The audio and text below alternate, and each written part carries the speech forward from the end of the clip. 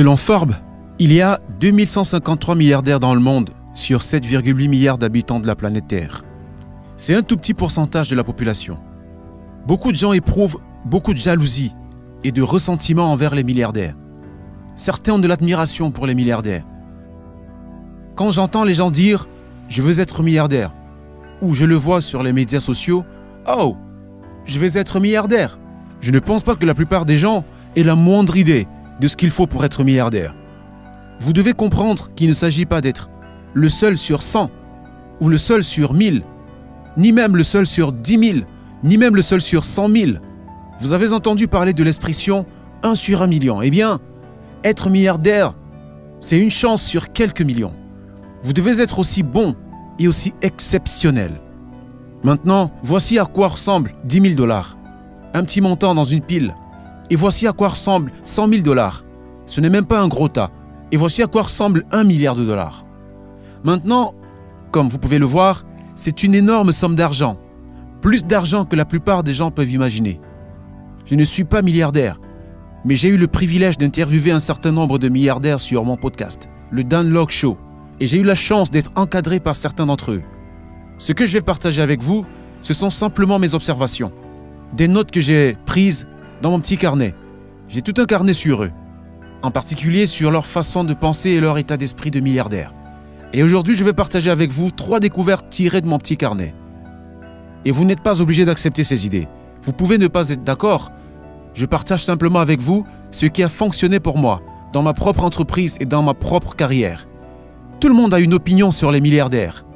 Mais la plupart des gens n'ont jamais gagné plus de 40 000 $ par an dans leur vie. Et il y a de fortes chances qu'ils ne parlent jamais à un milliardaire. L'état d'esprit du milliardaire numéro 1. L'argent n'est pas leur principale motivation. Ils ne le font pas pour l'argent.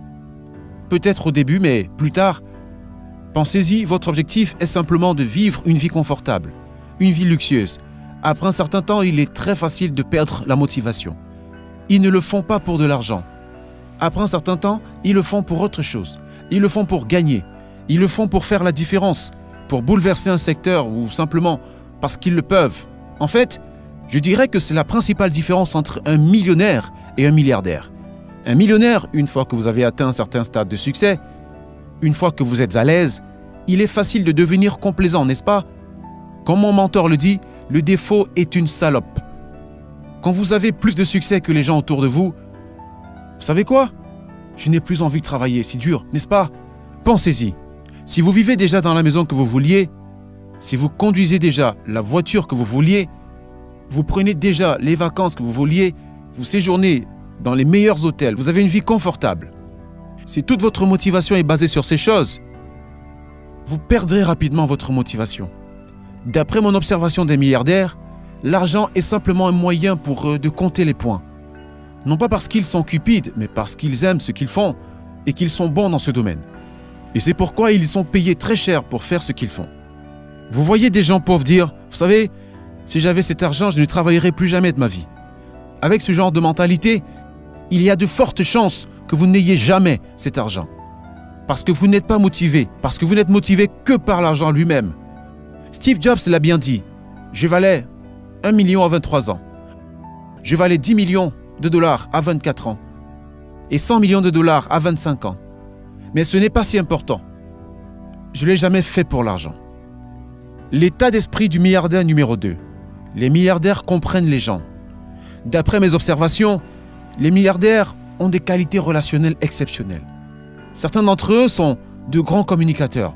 Ce sont de grands orateurs. Certains d'entre eux sont des négociateurs ou des négociateurs de classe mondiale. Ils peuvent conclure des accords. Ils peuvent conclure des affaires. Ils savent comment négocier avec les banques. Avoir de bonnes aptitudes relationnelles ne signifie pas qu'ils ne seront pas aimés tout le temps. En fait, la plupart d'entre eux ne sont pas si gentils. Ils sont durs. Ils sont durs parce qu'ils se sont fait avoir. On a profité d'eux.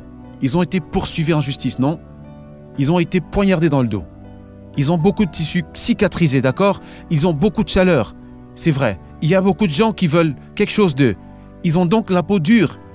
Et presque sans exception, ils ont tous des compétences de leadership de classe mondiale. Ils savent comment diriger les gens. Ils comprennent les gens. Ils savent comment motiver les gens. Ils savent comment constituer une équipe. Ils savent qu'il faut des gens pour faire avancer les choses. Vous devez savoir comment rassembler les gens. Travailler ensemble en tant qu'équipe et ne pas travailler les uns contre les autres. Et c'est difficile. J'ai également remarqué qu'ils sont prêts à investir du temps dans le développement de leurs relations clés. Et la plupart d'entre eux sont très généreux et sont prêts à aider les gens. Tant que vous êtes sincère, ils sont prêts à vous aider. Je vais vous raconter une petite histoire à travers un ami commun. Il m'a présenté à l'un des hommes les plus prospères, l'un des plus riches de ma ville de Vancouver. Et j'ai obtenu son numéro de téléphone. Je l'appelle et je lui dis que j'ai été introduit par un ami et que je veux juste lui demander un conseil et que je me demande si je peux l'inviter à déjeuner. Dès que je l'ai appelé le matin, il m'a dit « Bien sûr, allons déjeuner ensemble parce que j'ai du temps. Pourquoi ne viendrez-vous pas à mon hôtel ?» Parce qu'il possède un de ses hôtels à Vancouver. Il m'a dit de venir à son hôtel, que je le rencontrerai dans le hall à l'heure du déjeuner. J'ai dit « Super !» Alors, je me suis habillé, j'ai conduit jusque-là et je l'ai vu dans le hall. Il m'a salué, il était très gentil, puis il m'a dit « Pourquoi ne pas manger dans mon restaurant ?» Parce qu'il possède aussi ce restaurant au rez-de-chaussée de l'hôtel. Nous sommes donc entrés et tout le monde l'a salué. Vous pouviez voir les gens, les clients, beaucoup de gens le connaissent. Il disait « Salut, comment ça va ?» Il serre la main à tout le monde, d'accord, très accueillant, et nous sommes assis et nous avons déjeuné. Je lui demandais, je prenais des notes sur le conseil qu'il me donnerait à la fin du déjeuner et j'ai dit « Ok, super ». J'ai sorti ma carte de crédit parce que je voulais lui faire plaisir. Il m'a dit « Non, ne t'inquiète pas, tu manges dans mon restaurant. Je ne vais pas vous laisser payer dans mon restaurant. Peut-être que la prochaine fois. » En tant que jeune homme, je n'ai rien à lui offrir. Il n'y a rien dont il a besoin ou qu'il veut de moi. Non seulement il m'a consacré son précieux temps en me donnant des conseils, mais il m'a aussi payé le déjeuner. C'est incroyable. L'état d'esprit numéro 3. Les milliardaires voient les choses que les autres ne voient pas. Voici un bout de terrain. Les pauvres ne verront qu'un tas de terre, d'accord? Certains pourraient voir un jardin. La classe moyenne verra une maison dans laquelle elle pourra vivre. Un millionnaire pourrait voir un quadruplex qu'il pourrait construire. Mais un milliardaire pourrait voir un gratte-ciel, peut-être avec de l'immobilier commercial dans la partie inférieure et des condos dans la partie supérieure. Ils verront qu'ils peuvent construire une gare ici et qu'ils peuvent aussi acquérir la propriété voisine. Ils voient les choses complètement différemment. Ils ont un état d'esprit que j'appelle ingénieux, sans ressources. Ils sont très créatifs lorsqu'ils ne peuvent pas faire quelque chose ou que quelqu'un leur dit qu'ils ne peuvent pas l'accomplir. Ils trouveront toujours un moyen. Ils ont une vision très convaincante. Ils ont une vision très claire de ce qu'ils veulent accomplir. Et parce qu'ils ont cette vision convaincante, il leur est très facile d'attirer les bonnes personnes et leur dire « Je veux vous aider à réaliser cette vision ». Parce que les milliardaires savent comment peindre cette image et ils savent comment élaborer cette vision vivifiante. Si vous pouvez l'aider à obtenir ce qu'il veut, vous obtiendrez aussi ce que vous voulez. C'est donc une situation gagnant-gagnant. Ils savent comment mobiliser une équipe. Ils savent comment motiver les gens. Ils savent comment résoudre les problèmes. Ils savent comment établir des liens. Ils ont donc des compétences exceptionnelles et ils pensent à long terme. Ils pensent de manière très stratégique. C'est l'une des choses que j'ai apprises. Alibaba a un plan d'affaires pour 102 ans. Il prévoit d'être là pendant 102 ans. Et je sais que quand j'écoute mes mentors milliardaires, ils parlent d'un plan sur 5 ans, sur 10 ans, sur 15 ans, sur 20 ans. Ils ont cette vision à long terme et ils sont prêts à attendre. Ils sont patients et parce qu'ils pensent à long terme, ils peuvent se mettre en position de capitaliser sur certaines opportunités par rapport à d'autres personnes qui ont le syndrome de l'objet brillant ou qui ont une vision à court terme. Et une autre chose que j'ai remarqué est peut-être un conseil supplémentaire sur l'état d'esprit. Et ce qu'ils ne pensent pas aux niches. Ils ne pensent pas au petit marché. Il y a de fortes chances que la plupart d'entre eux pensent soit à l'échelle nationale, comment dominer un secteur dans tout le pays, soit à l'échelle mondiale, comment dominer un secteur globalement et pas seulement localement.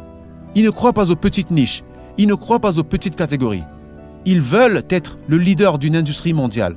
Ils voient grand. C'est pourquoi ils sont très compétitifs, n'est-ce pas?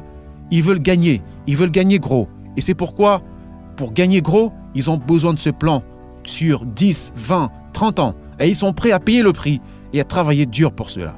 Ce sont là quelques-unes de mes observations sur l'état d'esprit d'un milliardaire.